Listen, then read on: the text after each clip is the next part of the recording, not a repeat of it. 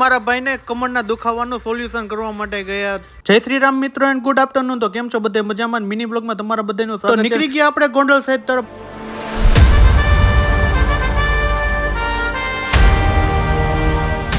તો ફાઇનલી તમારો ભાઈ જો પોગી ગયો છે, કમરનું જે સોલ્યુશન થતું તો આપણે ત્યાં પોગી ગયા. તો ફાઇનલી જો રવિનો વારો આવી ગયો હતો અને એની ટ્રીટમેન્ટ બધી ચાલુ થઈ ગઈ હતી અને બધું એને પૂછતા હતા કે તમને દુખાવો ક્યાં ક્યાં થાય છે. અને પછી જોવો આપણે ટ્રીટમેન્ટ કમ્પ્લીટ થઈ અને રવિ સીધા બાયણ આવીને કોગરા કરવા માંડ્યા હતા અને કોગરા કર્યા હતા. અને મને એના કોગરા જોઈને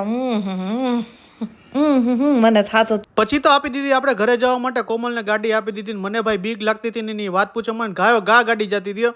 મીત ભગવાન ભરોસે હાલો હવે હું થવાની ખબર નહીં, પબ્લિક જાણે. હવે માંડ કોમલે તો ઘરે પોકાડ્યા, ઘરે હવે પોઈકાતા તો ક્રિવાબેન એવા રોતા હતા એની વાત પૂછો. ફાઇનલી પછી અમે બીજી જગ્યાએ જવા માટે રવાના થઈ ગયા ને ક્રિવાબેન રહેતા જ નહોતા અને રોયા રો કર્યા રાખતા, મારે આવ એમ જ કરી દીધી. અને પોગી ગયા ફાઇનલી આપણે સોમનું ફંક્શન હતું પાછા ત્યાં પોગી ગયા. ત્યાં લોકેશન હતું જોરદાર અને ભગવાન શ્રીનાથજી બાવાની મૂર્તિ બહુ મસ્ત મજાની હતી, એટલે કે ડેકોરેશન જોરદાર હતું. અને આપણે જો જોવા જ મીડા અને નાના છોકરાનું જે બિઝનેસ સ્ક્વેર હતો એમાં મજા આવી ગઈ. અને સોમભાઈએ ચાલુ કર્યું ખરીદી ચાલુ કરવાનું. ખરીમાં તો એના પપ્પાનો કરી નાખ્યો અને સોમભાઈએ ભાઈ મોટો ખર્ચો કરી નાખ્યો. વાત પૂછો મને પપ્પાનું ખાલી કરી નાખ્યું બેગ. તમને વિચારતા હશો બેગ કેમ સાથે લઈને ફરે છે? તો બેગ લેવાનું કારણ એ છે જવાનું છે પછી આપણે સસરાના ઘરે જવાનું છે. આ જ બ્લોગમાં આવવાનું છે તો જોઈ લ્યો આગળ.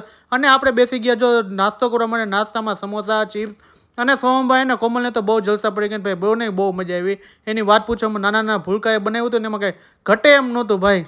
ફાઇનલી આપણે પોગી ગયા સસરાના ઘરે. સસરાને તો જો આમ સાડા સાહેબે તો ફાંકી મોઢામાં ચડેલી ને કોમલ મેડમે તો એને ભાભી યાર સાથે વાતોચીત કરવામાં જ નવરી નહોતી થતી ને હંધે છોકરાને સમજાતી હતી. પછી તો ભાભીજીએ જો મસ્ત મજાનો ઓડક બનાવ્યો હતો. આપણે ખાવા બેસી ગયા સસરાનું બી. આજનું મિની બ્લોગ અહીંયા સુધી. બાય, જય શ્રી રામ, ગુડ નાઈટ. પાછા મળી છે મિની બ્લોગ સાથે. સબસ્ક્રાઇબ કરતા જાજો.